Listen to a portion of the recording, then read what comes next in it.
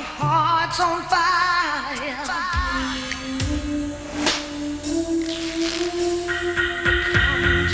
Come to me wild and wild. It can't be wrong. Take my heart and make it strong. You're simply the best. Better than all the rest. Better than anyone. Anyone I ever met. Each time you leave me, I start losing control.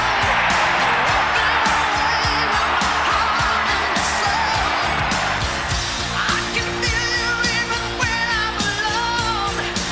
Oh, baby, and I will go.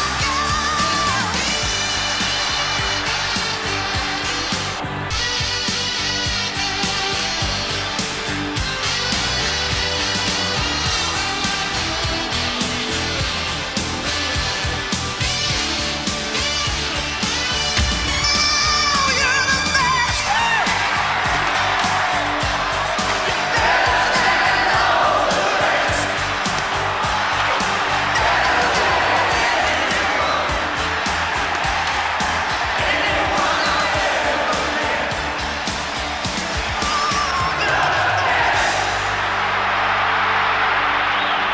There's no better feeling in rugby league than this.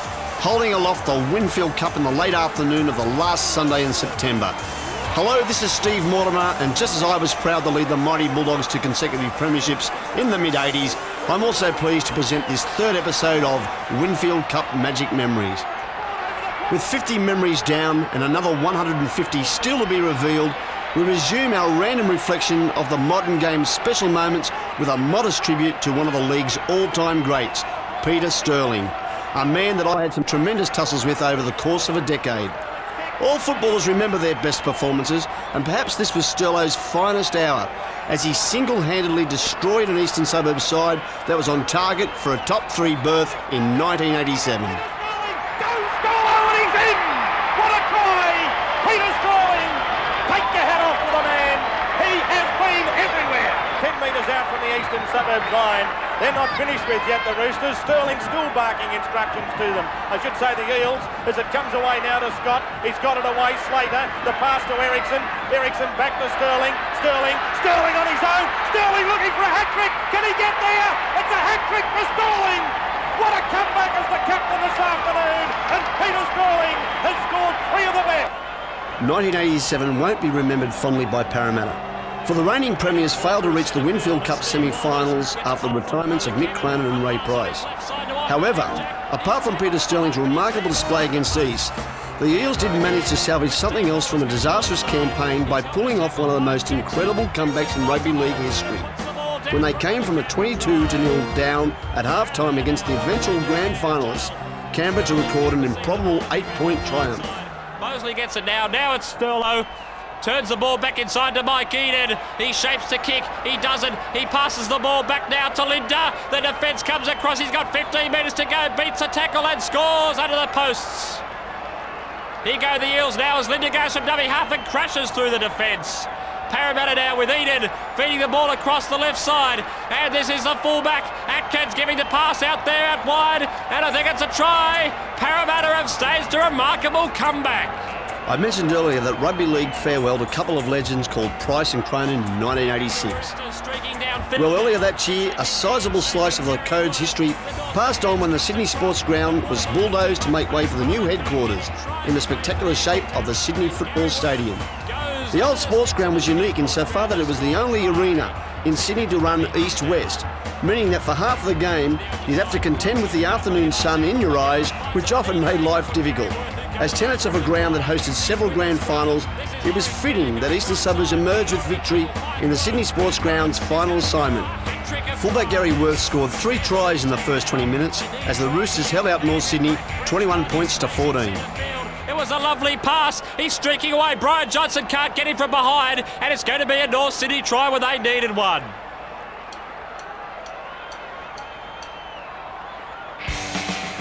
The When the Sydney Football Stadium eventually opened for business 2 years after the sports ground's demise, it quickly became an excellent and exciting home for the Winfield Cup. One of the stadium's early thrillers saw Cronulla eclipse South in a controversial finish. He sighted the gap, went for it, and forget all about it, Cronulla. He was gone.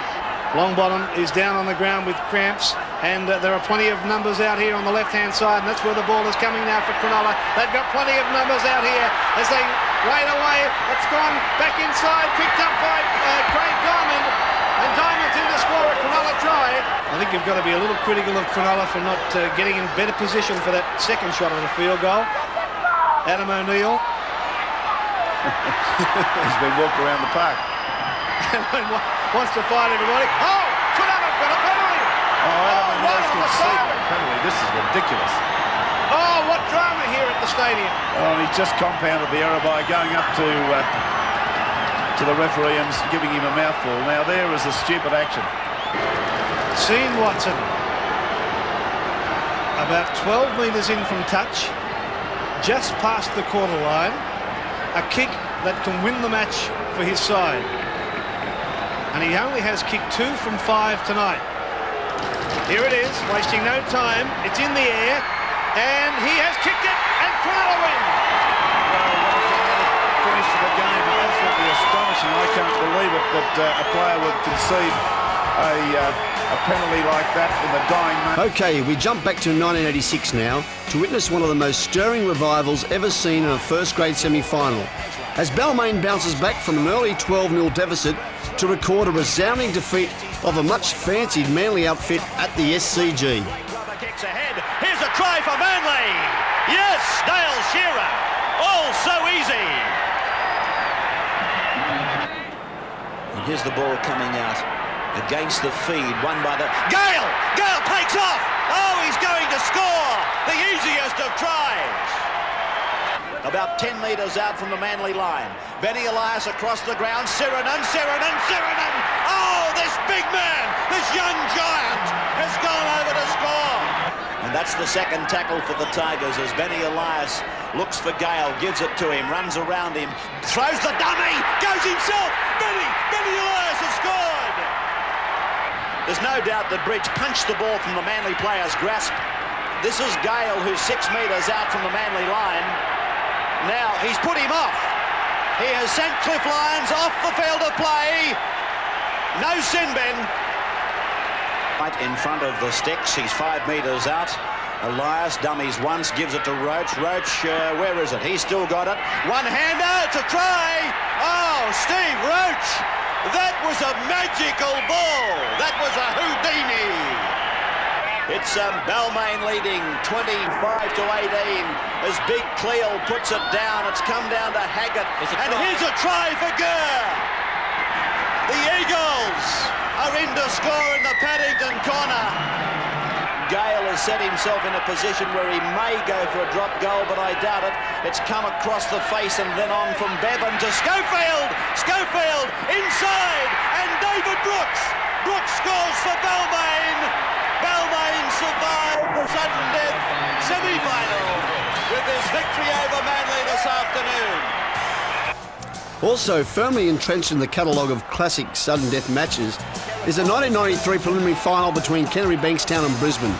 The Broncos were forced to defend their maiden Winfield Cup from 5th place and had to summon all their reserves of skill, determination and energy to get the better of a committed Canterbury. Make it 7 against the Dogs.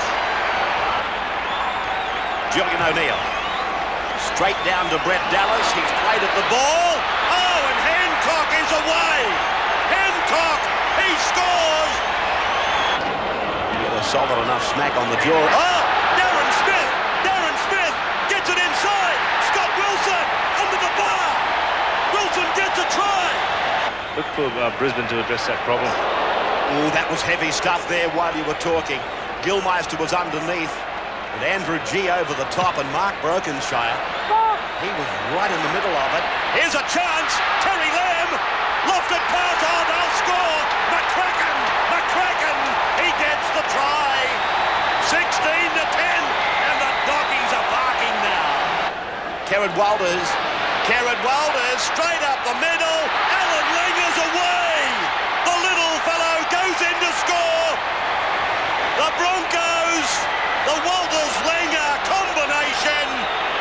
putting another attacking wave together. Kerrod Walder's out wide for Alan Can. Can beats he beats centre, goes inside the 10 and the 5. Oh! Somebody stop him! He'll run out of the stadium! After successfully retaining their title, the Broncos began 1994 with the aim of becoming the first club since Parramatta in 1983 to secure a hat-trick of premierships. It didn't take Brisbane long to realise just how much work is required to achieve such a wonderful feat when they were humbled 25 points to 12 by three-time Wooden Spooners Gold Coast in a staggering upset. Scarden goes in! But we are talking about the world champion side. Probably wouldn't think so tonight, but they are. Galea, great pass, try! Julian O'Neill gets the try. Gold Coast, can they get a try? With 35 seconds to go. David Wood stands. Coleman looking to put a player off the hip. Oh, it's on again! It's on again! Another try! Peter Gill, he gets their 5th try. Now, what a win! 1985 was a strange sort of year for the St George club. The Dragons claimed the minor premierships in all 3 grades and were strongly favoured to pick up the biggest prize of all when they disposed of my Bulldogs, 17 points to 6 in the major semi-final. As we'll see later on, the Saints were to fall at the final hurdle. Always the danger man, looped that pass beautifully. Saints ball, Linane makes a bit of a dash. Linane, he's stepping beautifully, heading towards the line, and Linane will score onto the post. His 17th try of the season. Steve Mortimer's in there. Another little kick. They go through. This time it might be a try. It's loose. Cattleman falls on it. It's a try. Consolation prize for Canterbury. At last they've got a try. The philosophy which I held most dearly over my 13 seasons at the top in rugby league was a committed belief in the importance of playing positive attacking football. The fans want to see players expressing their skills, and one bloke who has generated plenty of excitement in the Winfield Cup is Cronulla's dashing Andrew Ettinghausen, who often comes to the Sharks' rescue like this day in 1990 when he slipped through the Canberra's guard as the clock wound down. Brilliant tackle from Ettinghausen. Canberra may start to think about a field goal, though they only lead by 4 points. It won't tie it up for them. There it is from Ricky Stewart. He makes no mistake.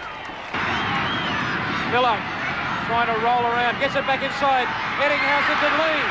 Lee for the line, he has plenty of support. Danny Lee standing. Just 3 metres out.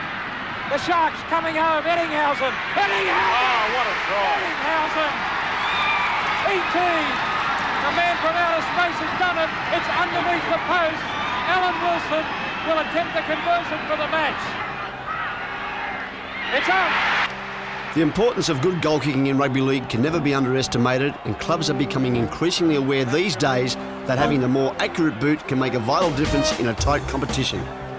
Manly Warringah started a mini revolution in rugby league when coach Graham Lowe plucked little-known goal-kicking specialist Matthew Ridge from the New Zealand Rugby Union ranks midway through the 1990 season. Ridge submitted a superb debut for the Sea Eagles by kicking 6 goals from 7 attempts in what was a sign of things to come from the Kiwi kickers. He moves in, and he has not looked like missing. Ridge can put a little more salt in the wound. Out wide. Ridge has kicked magnificently today. In 1984, one of the league's sleeping giants finally arose from a lengthy slumber when the Penrith Panthers made its first serious charge for the semi-finals since entering the frame in 1967. Late in the 84 season, I took the Doggies up to the foot of the mountains for a match that was crucial to both clubs' playoff aspirations. The battle certainly lived up to its promise as we left Penrith with a nerve-wracking 2-point win under our belts. Culminating in a try for Canterbury. Simmons, good pass. Gary Howell, he's found Gonzalez. Oh, he's still going. He's beaten the fullback. Peter Mortimer, he's over. It's a try. Gonzalez has levelled a score, and the fans have gone absolutely berserk with excitement. Played again. Broman turns it inside. Johnston. It's gone to Steve Folkes. Folkes has gone inside the 22. Terry Lamb. Lamb has scored his second try. Off from dummy half goes Robinson. He's tackled about a half a metre out. They must push the ball to the right. Alexander's burrowed through. He scored, I think. No, yes, it's a try. Mark Levy's got this kick to level. And we're inside the last 5. Well and truly, he's missed it. Oh my goodness, how could you do it? How could you do it? Staying in thriller mode, Winfield Cup Magic Memories Episode 3 moves on to 1990, now to see how Manly Warringah got out of jail with a suspect winning try in the final minute of play against St George at Cogra Oval. Field goal, and it's there to make it 2-0 to Saints at half-time. Here go the Dragons again. It's Walford coming off his wing, holds the ball up, devastates the defence, bamboozles them and finds Coyne going out wide. Here go the Dragons again. This is Potter linking up and finding space down Manly's right side of defence. He's looking for support on his outside. It's there in the shape of Doyle. Hancock comes across. Doyle gets a desperation pass away, but it goes nowhere. Manly Warringah now in the dying stages as O'Connor finds Shelford. Shelford links a short ball to Lydiard. The pass looked a bit suspect, but the referee says play on, and that'll be a winning try for Manly. They get out of jail. In 1982, the New South Wales Rugby League admitted new clubs into the competition for the first time since 1967. Success was a little slow in coming to both Canberra and Illawarra. However, the Raiders finally cracked the top 5 for the first time in 87, and didn't they make an impression? No one gave the Green Machine much hope in the playoffs, but they swiftly cast aside South Sydney and then Eastern Suburbs to qualify for their maiden grand final appearance. The Raiders came from 18-14 down early in the second half of the 1987 final to overwhelm East by 32 points to 24. Goes straight through. It's Hall coming to Meninga. A 2 with Belcher. He's got it away. Melrose, has he got the speed? Has he? What? Try! Eastern Suburbs are in. It comes away quickly. Spina's got it on now to Hall. Hall decides to go on his own. He's got that pass away, and quickly it's come away now to Melrose. Melrose still on his own. Floats it over the top. Morris is in. Great try. Great football, Tony Melrose. Last tackle against the Raiders. It comes out to Regan. Away it goes to Kinner. Kinner around one. He's got it back towards Coyne. Coyne, can he get his pass away? He doesn't need to. It's another one to the Raiders. Corkery goes from dummy half. Matthew Corkery. Corkery's in the clear. Corkery will score. He's in. What a super try. And that might put the Raiders into the grand final. Kevin Walters. Coyne. Away it comes from Henjack, and around Kevin Walters again. Henjack, he's got it back towards Jackson, and Jackson will score, and that's goodbye Roosters. The Raiders are up against the Sea Eagles next week. The following 2 seasons provided us with 2 of the most notable semi-finals in Winfield Cup history. In 1988, I was on the sidelines recovering from a broken arm, while Canterbury dominated the major semi against minor premiers Cronulla to run out convincing winners 26 points to 8. Kicking game together, and just the start that Phil Gould wanted. Their minds are well and truly on the job. They come up with another set of 6 tackles. Away goes O'Brien. Support back on the inside. This time will Gillespie score? No. Joe Thomas. He'll pick up his second try. Put that down to pressure. Out it goes for Hagan, for Dunn, still pumping out all the heavy stuff up the middle. And away goes Hagan. He's going to have plenty of support. He's got Alston on the outside. Well, there was a line ball that passed. And Terry Lamb, always there, is going to pick up the try. Canterbury Bankstown, the first team into the 1988 grand final. Phil Gould, the coach who's done it all in his first year. Terry Lamb, another fine game from him. The 1989 major semi-final was a lot closer than the one 12 months earlier, and that gave us a memorable encounter as Balmain edged out Souths 20 points to 10.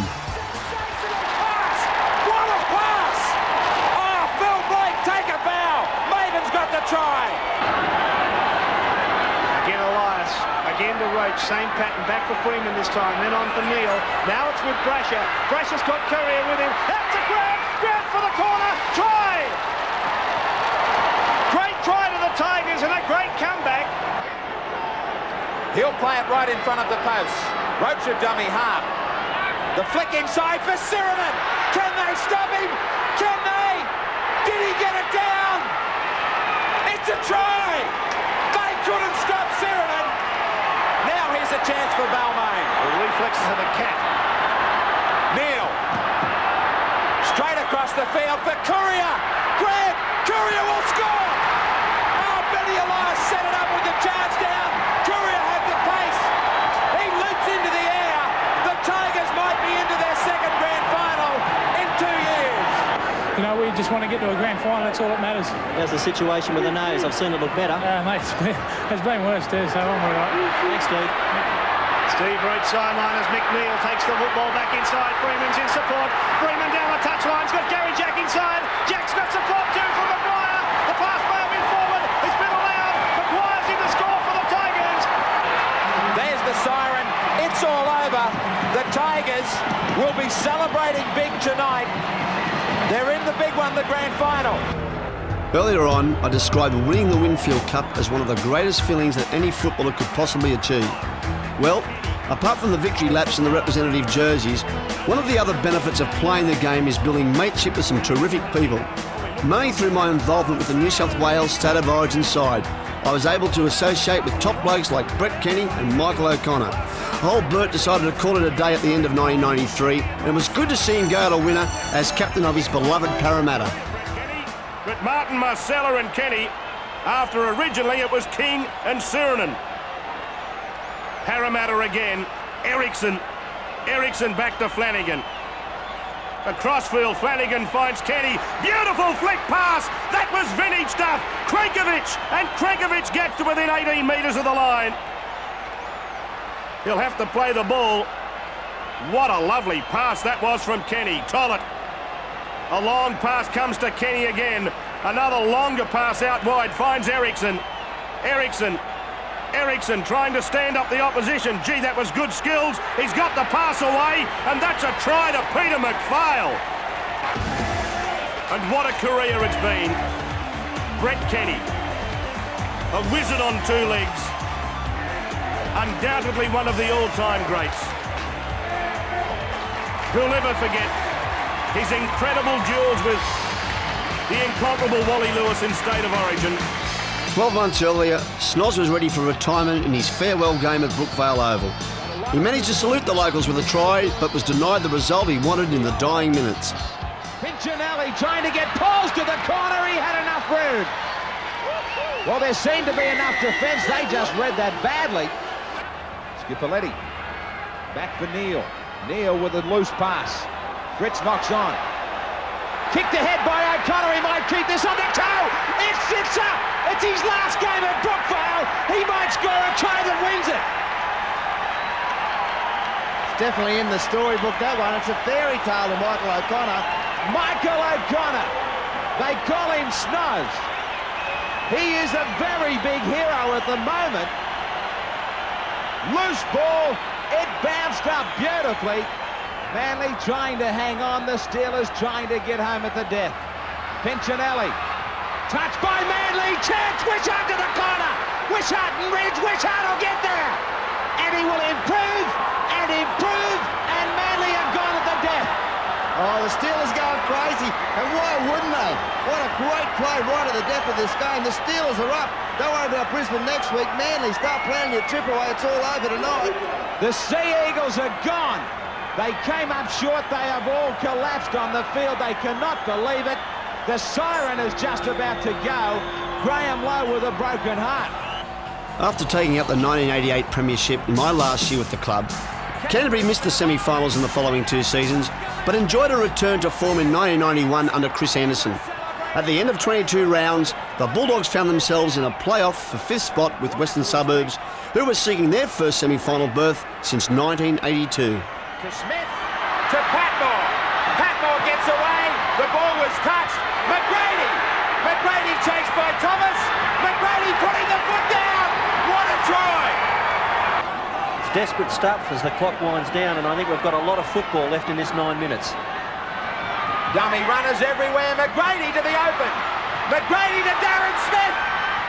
He gets it out to Doolan. Doolan to the corner. They get it. Sensational stuff everywhere. The try that will wrap it up. Taylor to the in goal. There it is. Great thinking. Simons gets the try. That's all there is. And Western Suburbs will go ahead to meet Canberra on Saturday.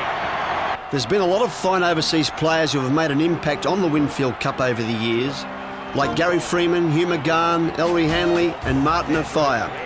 But the domination of British and Kiwi imports received a jolt in 1993 when a new nation burst onto the scene in the dazzling form of Fijian flyer Noah Nandruku. Very few people in Australia had heard of the former rugby union star, but after a brilliant debut season which saw him at the top of the Winfield Cup try-scoring list, Nandruku had become a household name, especially in Canberra. Loses his footing. Silva comes again. He fends him off. Oh, Nandruku. Speaking of making an impact, that's exactly what young Andrew Johns did in the opening round of the 1994 Winfield Cup. Playing alongside his brother Matthew, the teenage Newcastle halfback notched 23 points against South from 2 tries, 7 goals and a field goal in the biggest points haul of all time by a first-grade debutant. Reward for a great game in his debut match for the Newcastle Knights in first grade. His first idea in that instance would have been the best to turn the ball back inside, but however. Big tackle by McRae, but doesn't he unload the ball well when he's in?